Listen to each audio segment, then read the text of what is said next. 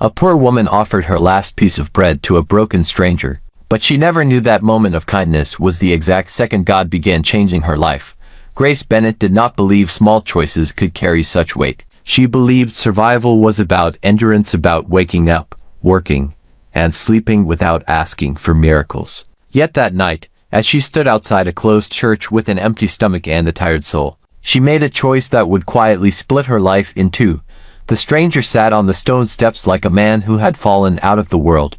He wasn't dirty. That was the first thing she noticed. His coat was worn but clean, his shoes scuffed yet polished with care. He stared at the ground, as if something precious had been buried there, his shoulders slightly hunched, his hands clasped together so tightly his knuckles had gone pale. When they trembled, he forced them, still not with desperation, but with discipline. Grace slowed her steps. She told herself it was nothing. Curiosity, maybe. Pity, at most. But something deeper pulled at her, something that remembered nights when she had sat alone with unanswered prayers and no one to notice. "Good evening," she said. The man looked up sharply, as though surprised she could see him at all. His eyes were dark, alert, burdened by something far heavier than hunger. "I don't need money," he said quickly. "I'm not asking. I didn't say you were," Grace replied. A pause settled between them, fragile and uneasy. Grace shifted the thin grocery bag in her hand. Inside was bread she had planned to make last 2 days. She thought of the coins still hidden in her shoe, of the rent notice folded beneath her mattress, of the promise she made to God years ago, "If you keep me alive, I'll keep my heart open." "Are you hungry?" she asked. The stranger hesitated, then looked away. "I don't deserve to be." The words struck her harder than she expected. Grace sat beside him anyway, the cold stone seeping through her coat. She broke the bread cleanly in half and handed it to him without ceremony. "Sometimes," she said softly, "deserving isn't part of the equation." He accepted it with a reverence that unsettled her, eating slowly, deliberately, as if afraid speed might make it vanish. When he finished, he closed his eyes, for a moment not in relief, but in something that looked disturbingly like regret. "My name is Ethan," he said after a long silence. "Grace," she replied. At the sound of her name, his jaw tightened, just briefly, just enough. Grace didn't notice, but fate did, because as she stood to leave, unaware of the invisible thread now binding them, one truth hovered between heaven and earth. This broken stranger had not come by accident. And Grace's kindness had not gone unseen. Grace did not sleep well that night. She lay on her narrow bed staring at the ceiling, listening to the building breathe, pipes knocking, footsteps above her, a siren crying somewhere far away. Her stomach growled softly, a reminder of the half meal she had given away. Normally, hunger made her anxious. Tonight, it made her thoughtful. She kept seeing the way Ethan had held the bread. Not greedily, not desperately, but carefully, like someone handling something fragile, like someone who had once eaten at tables where food was plentiful and choices were easy. Grace rolled onto her side and reached under the bed, pulling out a small tin box. Inside were folded bills, counted and recounted so many times the edges were soft. Not enough to save her, just enough to keep her standing. On top of the money lay a wedding ring she never wore anymore, her husband's. She closed the box quickly, as if the memory might spill out. The next evening, Grace almost hoped Ethan wouldn't be there, but he was sitting in the same place, posture straight, eyes lifted this time as if he had been waiting. When he saw her, something passed across his face that looked dangerously close to relief. "You didn't have to come back," he said. "Neither did you," Grace replied, sitting beside him. She handed him a small cup of soup, still warm. He stared at it for a moment before taking it. "You shouldn't do this," Ethan said quietly. "People notice patterns." Grace smiled faintly. "People stopped noticing me a long time ago." Ethan glanced at her, then really looked at her. The worn coat, the careful way she sat, conserving energy, the quiet dignity of someone who had lost much and learned not to announce it. "You weren't always like this," he said before he could stop himself. Grace stiffened. "Like what?" "Alone," he said. The word settled heavily between them. She exhaled slowly. "No, I wasn't." A memory flickered, sunlight on a kitchen counter, laughter, a man loosening his tie after work. She pushed it back down. They ate in silence for a while. A car slowed as it passed, its headlights washing over Ethan's face. Grace noticed the faint scar near his hairline, the kind that didn't come from a fall but from impact. Training surfaced in his movements when he shifted, habits carved by environments where awareness mattered. "You don't look like the street," she said gently. Ethan's lips curved into a humorless smile. Neither do you. Grace studied him. Why here? Ethan hesitated. Because this place understands waiting. Grace glanced at the church doors, locked and dark. She understood that more than she wanted to admit. As she stood to leave, Ethan spoke again. Grace, if God put someone in your path who had ruined lives, would kindness still matter? She turned back to him, her eyes steady. Kindness always matters. The rest is God's work. Ethan looked down, his fingers tightening briefly before relaxing. Then I hope, he said softly, God is still willing to work. Grace walked away, unaware that somewhere behind her, Ethan pressed a hand against his chest as if steadying a heart already burdened by too many truths waiting to surface. Grace began to change her route home without realizing it. She told herself it was nothing, just habit, just convenience, but every evening her steps slowed as she neared the church. And every evening, Ethan was there, as if the city itself had agreed to keep their meetings precise. Tonight, he stood instead of sitting. His coat was buttoned all the way up, his posture rigid, his eyes scanning the street before settling on her. It was the way he moved that unsettled Grace, not the movements of a man surviving day to day, but of someone trained to anticipate disruption. You're early, he said. You're watching the road, she replied. Ethan's mouth tightened. Old habit. Grace nodded, though the answer didn't satisfy her. She handed him a small paper bag. Inside were 2 apples and a roll she had traded for at work. Ethan thanked her, but instead of eating, he turned one apple in his hand thoughtfully, inspecting it the way a beer inspects quality. You don't have to keep bringing things, he said. I know, Grace replied. That's why I do. The words seemed to catch him off guard. They sat in silence, broken only by the distant sound of traffic. Grace studied him from the corner of her eye, the faint scar near his temple, the controlled way he breathed, the absence of panic most people in his situation carried. You've lost someone, Ethan said suddenly. Grace's fingers tightened around her coat sleeve. Why do you think that? Because you don't ask where I sleep, he answered, or how long I'll be here. She let out a quiet breath. Some questions hurt more than answers. A memory pressed forward without permission. A knock at the door. 2 men in identical suits. The way one of them avoided her gaze as he spoke words that never fully made sense. No remains recovered. Ethan watched her face change. You still love him, he said. Grace didn't deny it. Love doesn't vanish just because someone disappears. Ethan flinched at that word. Disappears. Grace noticed, before she could ask what it meant. A black SUV slowed at the corner. It didn't stop, didn't speed up either. Ethan's body tensed, his attention snapping toward it with instinctive precision. You should go, he said quietly. Grace frowned. Why? Because you don't belong near me, Ethan replied. Not yet. The phrase made no sense, but it stayed with her as she walked away. At home, she pulled the tin box from under her bed again. Her fingers brushed the wedding ring, then hesitated. Another object lay beneath it, now a folded receipt she didn't remember placing there. She unfolded it slowly. A hospital name. Dated 3 years ago. Grace's heart began to race. She stared at the paper, a chill spreading through her chest. She couldn't explain how it had gotten there, or why. Ethan's question echoed in her mind like a warning.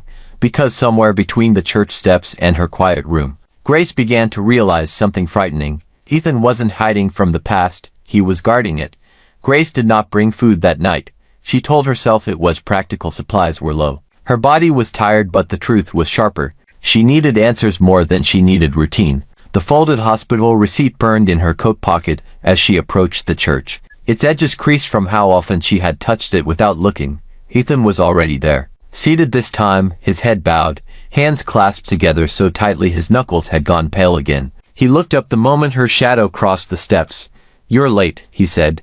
You left something in my apartment. Grace replied. The air shifted between them.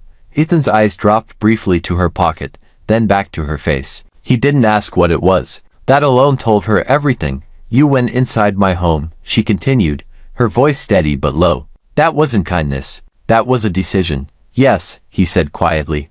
Grace sat beside him, the stone cold against her legs. Why? Ethan exhaled slowly, as though weighing every word. Because you were about to find the truth in the wrong order.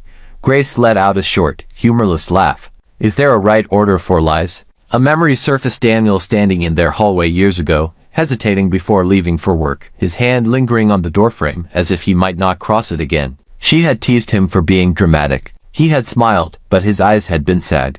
You said your name was Ethan, she said. It is, he replied. Just not the only one I've had. Grace felt her chest tighten. And the hospital. Ethan looked away, toward the dark street. It's where the story paused. Not where it ended. A car slowed nearby. Not the SUV from before, but another too clean, too deliberate. Ethan's posture changed instantly, his shoulders straightening, his gaze sharpening. They're still close, he murmured. Grace followed his line of sight. Who? The people who make silence look like safety. That night, Grace dreamed again. This time, the fire was clearer. Not flames, files burning. Papers stamped and restamped. A man's voice saying, if this gets out, everything falls. She woke with her heart pounding and Daniel's name on her lips. The next morning, she found her landlord waiting by the stairs. Someone asked about your husband, he said casually. Said they were clearing old records. Grace's breath caught. What records? He shrugged. Didn't say. Just smiled like it was nothing. By evening, fear had sharpened into resolve. When Grace reached the church, Ethan was standing tense, his coat already buttoned. He looked at her with something close to regret. I tried to keep you outside this, he said. But you walked in anyway. Grace met his gaze without flinching. I've been inside it for 10 years. Ethan nodded slowly. Then you deserve the first truth. He reached into his coat and pulled out a worn leather wallet but didn't open it yet. Your husband didn't die, he said. He disappeared. Grace's world tilted, but she did not fall. She had lived too long in fragments not to recognize the sound of a buried life cracking open. Grace did not speak for a long time.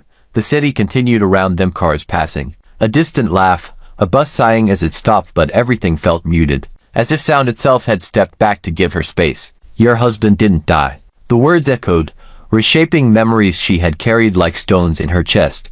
Say it again, she finally said. Ethan didn't hesitate. Daniel is alive. Grace laughed once, sharp and brittle. You expect me to believe that after 10 years of silence? Ethan's gaze softened, but he didn't retreat. I expect you to remember things that never quite made sense. And she did. The absence of a body, the rest paperwork, the way the men at her door had avoided details, the way Daniel had kissed her goodbye that morning as if committing her face to memory. All the moments she had buried because grief demanded certainty. You watched me lose everything, she said, her voice low. You let it happen. Yes, Ethan replied. Because if you hadn't, they would have followed you too. The confession landed like a blow. Grace stood abruptly, pacing a few steps away, her hands trembling despite her effort to still them. Flashbacks crashed in waves. Selling her wedding ring to pay rent, begging banks for answers, kneeling on her kitchen floor asking God why love had turned into punishment. And you thought that was protection? She asked. I thought it was survival, Ethan said. For him. For you. Grace turned back, tears streaking her face now. You don't get to choose who suffers. Ethan bowed his head. I know. For the first time, Grace saw the full weight of him, not a stranger, not a victim, but a man who had once held power and used it badly. His coat was worn, his name fractured, but responsibility clung to him like a shadow. Why now? Grace asked. Why show up in my life after all this time? Ethan reached into his coat slowly, deliberately, and pulled out a folded medical report. He held it between them, not offering it yet. Because Daniel is dying, he said. And he asked for you. Grace's breath hitched. Her legs felt weak, but she refused to sit. Asked, how? He made one condition for coming out of hiding, Ethan continued. That you would be told the truth first. That you would choose what happens next. Silence stretched, thick and unbearable. Where is he? Grace whispered. Ethan hesitated just enough to matter. Safe for now. Grace wiped her face with the back of her hand, her grief sharpening into something steadier, something stronger. Then take me to him. Ethan looked at her, really looked at her, as if seeing not a poor woman anymore, but the center of a storm he could no longer control. Once you see him, he said, nothing can be undone. Grace nodded. Nothing ever was. As they stood there beneath the darkened church, one truth settled quietly between them. Grace's kindness had opened the door, but truth was about to demand a price from everyone involved. They traveled before dawn. Ethan insisted on the hour, saying less and less as the city thinned behind them. Grace sat in the passenger seat, her hands folded tightly in her lap, watching streetlights blur into long yellow streaks. Every mile felt like a betrayal of the life she had learned to survive. The small room, the quiet prayers, the careful numbness. Is he in the city? She asked. No, Ethan replied. Too many eyes. That answer alone carried a history. Grace noticed how he avoided certain roads, how he checked mirrors even on empty highways. This wasn't paranoia. It was muscle memory. Somewhere in his past, danger had been constant, and safety had always been temporary. As the sun began to rise, Grace's mind slipped backward. She remembered Daniel teaching her how to drive on a road just like this, laughing when she stalled, steadying her shaking hands with his own. He had always been calm under pressure, always prepared. It struck her now too late that the man she married had lived with secrets even then. Did he know? Grace asked suddenly, that this would happen. Ethan's jaw tightened. Daniel planned for contingencies, not illness. They pulled into a secluded medical facility tucked behind hills and guarded trees. It looked unremarkable, intentionally so. No signage, no crowds, just quiet efficiency. Grace's chest tightened. Places like this didn't exist for ordinary people. Inside, the air smelled clean, sharp with antiseptic. A nurse greeted Ethan by name, his real one this time. Grace caught it, the respect in the woman's tone, the absence of surprise. So this is who you are, she thought. They stopped outside a private room. Ethan didn't open the door immediately.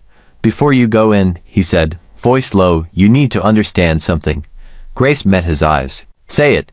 He didn't disappear because he stopped loving you, Ethan said. He disappeared because loving you was the weakness they could use. Grace closed her eyes. A quiet sob escaped before she could stop it. Ethan continued, softer now. Everything you endured, the poverty, the loneliness, it wasn't part of the plan. It was the cost of it going wrong. Grace steadied herself against the wall. In her mind, she saw the ring again. The empty chair at night. The prayers whispered into silence. If this was God's design, it felt unbearably cruel. Why didn't God stop it? She asked. Ethan had no answer. He opened the door. The man in the bed was thinner, paler, but unmistakably Daniel. His eyes opened slowly, searching, then locking onto hers with devastating clarity. Grace, he whispered. Her knees buckled. Years of restraint shattered in an instant as she crossed the room, dropping beside him, her hands trembling as they touched his face. Real, warm, alive. You left me, she said through tears. Daniel smiled faintly. No, he whispered. I stayed away so you could live. Outside the room, Ethan stepped back, knowing his role had shifted. The broken stranger she had fed was no longer the center of this story.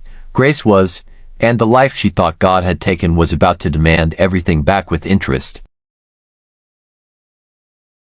Grace didn't leave Daniel's side when the doctors came and went. She listened as they spoke in careful, measured tones about time, about treatment, about how the stress he had carried for years had accelerated what his body could no longer fight alone. Each word landed heavier than the last, not because it was unfamiliar pain, but because it finally had a face. When they were alone again, Daniel's hand found hers, weaker than she remembered, but still intentional. Always intentional. That had been the man she married. Nothing he did was accidental. I saw you, he said softly, from a distance. More than once. Grace stiffened. You watched me suffer. His eyes closed, not in defense, but in shame. I watched you survive. The memory came back to her in fragments she had never understood before. A tall man across the street when her landlord yelled at her. A car that slowed when she walked home late. A stranger who paid for her groceries once and disappeared before she could thank him. At the time, she had called them miracles. Now she felt the ache beneath them.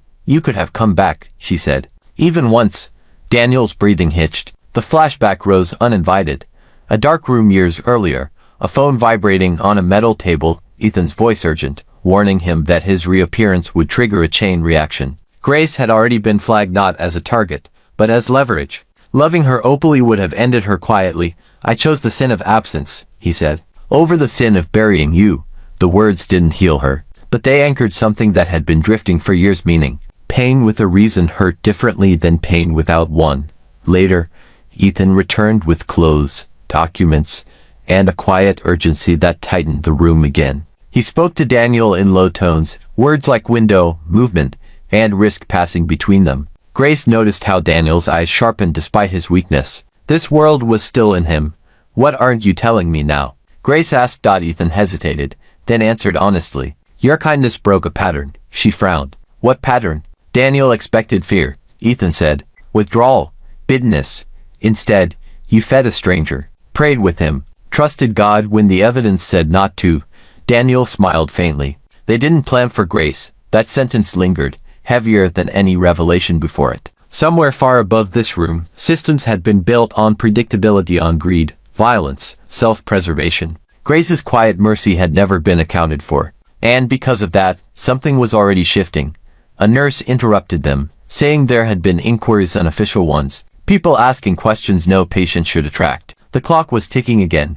Grace stood slowly. She felt different now, not stronger in the way stories usually promised, but clearer. The woman who had survived poverty had learned patience. The woman who had loved without answers had learned endurance. Those weren't weaknesses.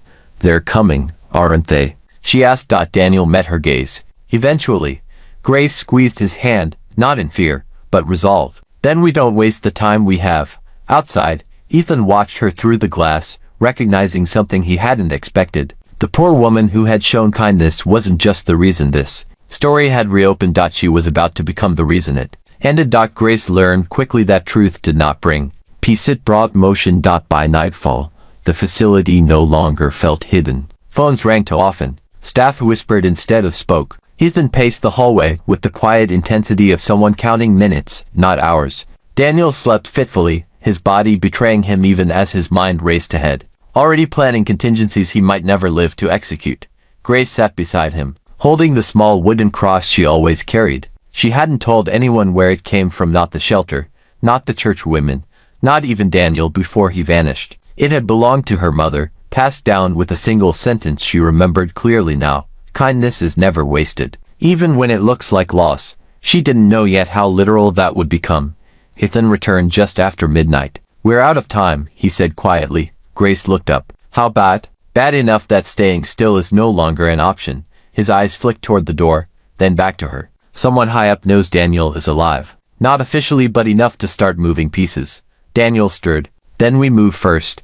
The old authority in his voice startled Grace. It wasn't loud or commanding, just certain. The same tone he used years ago when he told her everything would be fine, even when they had only $10 and an empty fridge. Ethan hesitated. You're not strong enough.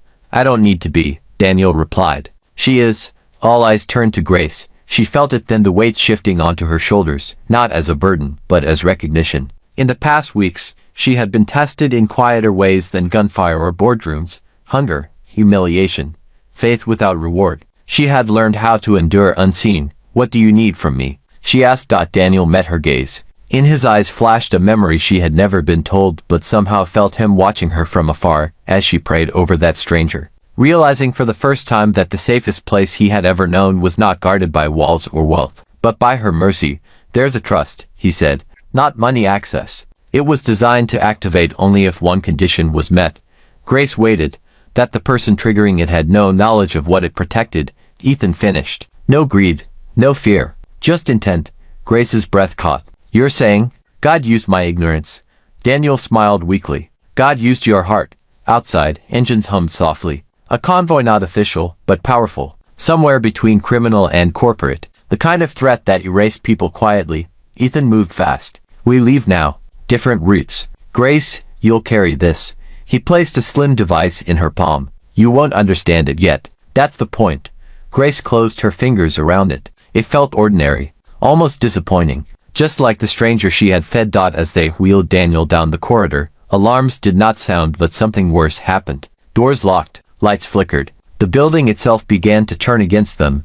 Grace didn't panic. She whispered a prayer instead, not for safety, but for purpose. And somewhere in the machinery of power closing in on them, something ancient and unaccounted for shifted, because the poor woman who once showed kindness had unknowingly become the key to a reckoning no one had planned for.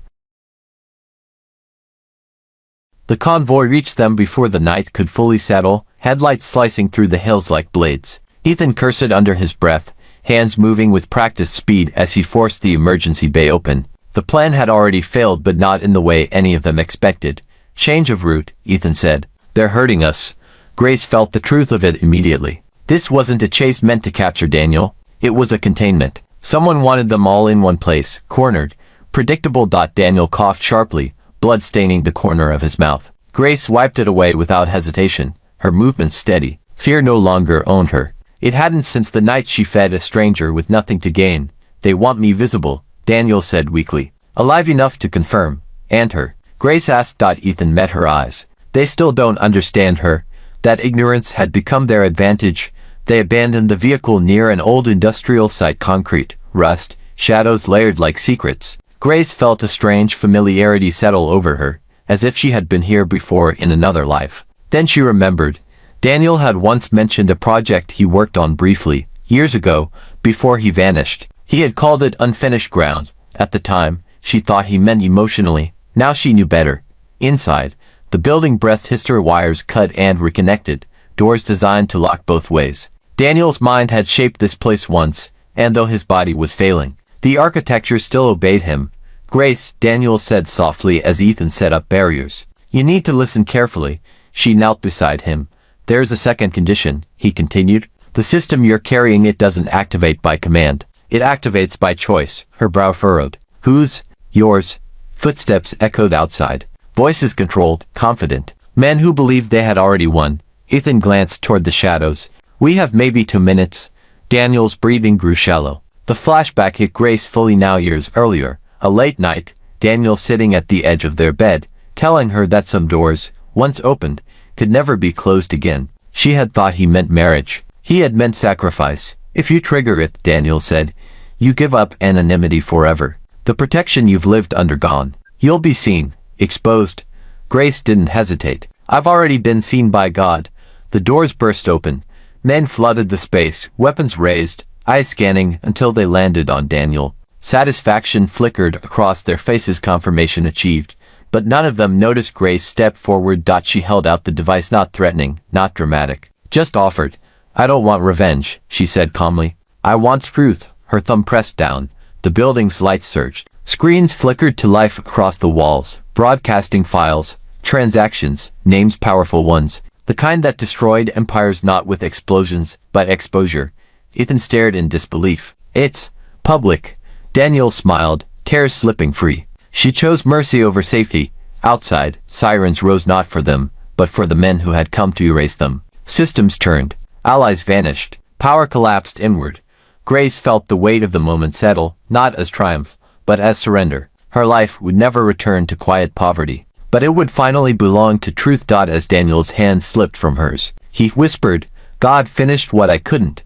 And Grace understood then. Her kindness had not just changed her life. It had changed the world around her, because it had first changed her. The aftermath was quiet but not peaceful. Morning light filtered through broken windows, illuminating dust where chaos had burned itself out hours earlier. Authorities moved through the industrial site with controlled urgency, voices clipped, faces grim. This wasn't a rescue operation. It was a reckoning. Names Grace had never heard were already echoing across networks, their power dissolving faster than anyone had predicted. Daniel was gone, not taken, released. Grace sat alone on a concrete step, wrapped in a blanket someone had given her. She hadn't cried yet. Grief had not rushed in like a wave. It lingered just beyond reach, waiting for stillness. Ethan stood nearby, speaking quietly into a phone, his posture looser now, as if a weight he had carried for years had finally been set down. When he returned, he didn't speak immediately. He simply handed Grace a small envelope. What is it? She asked. Daniel left it for you, Ethan said. Years ago? He updated it every time he saw you. Grace's hands trembled as she opened it. Inside was a letter, edges worn. Rewritten so many times the paper had softened. Grace, if you're reading this, it means I failed at one thing but not the most important one. I watched you choose kindness when bitterness would have been easier. I watched God shape you through loss when I couldn't stand beside you. You were never poor. You were prepared. Tears finally came, silent, unstoppable. Ethan crouched beside her. There are funds, protection, a life most people would call blessed. Grace folded the letter carefully. I don't want to disappear behind walls. Ethan studied her. You're sure? She nodded. I spent years unseen. That wasn't safety, it was waiting. Weeks passed. The story broke across media outlets, stripped of names but heavy with impact. Corruption exposed, networks dismantled. Analysts searched for the mastermind and found none. Just a woman whose quiet mercy had triggered consequences no algorithm could predict. Grace returned to the neighborhood where it all began. The shelter was still there. So was the kitchen. She stood in the doorway one afternoon, watching volunteers serve meals, laughter mixing with exhaustion. The director froze when she recognized her. You don't belong here anymore, the woman said gently. Grace smiled. I never did. But this place belongs to everyone. She funded programs without branding them, paid debts anonymously, Sat with the broken the same way she always had, listening first, fixing second. People tried to thank her. She redirected them upward. One evening, as the sun dipped low, Grace sat alone in her small apartment, not luxurious, not bare, intentional. She held the wooden cross again, running her thumb over its worn edges. Her phone buzzed. A message from Ethan. They call it a miracle, it read, but I know better. It was obedience. Grace set the phone down and looked out the window, where the city breathed and struggled and hoped. She whispered a prayer, not asking for more, not explaining the past, just gratitude, because she finally understood. God didn't change her life with wealth or revenge or answers. He changed it the moment she chose kindness and trusted him with the rest.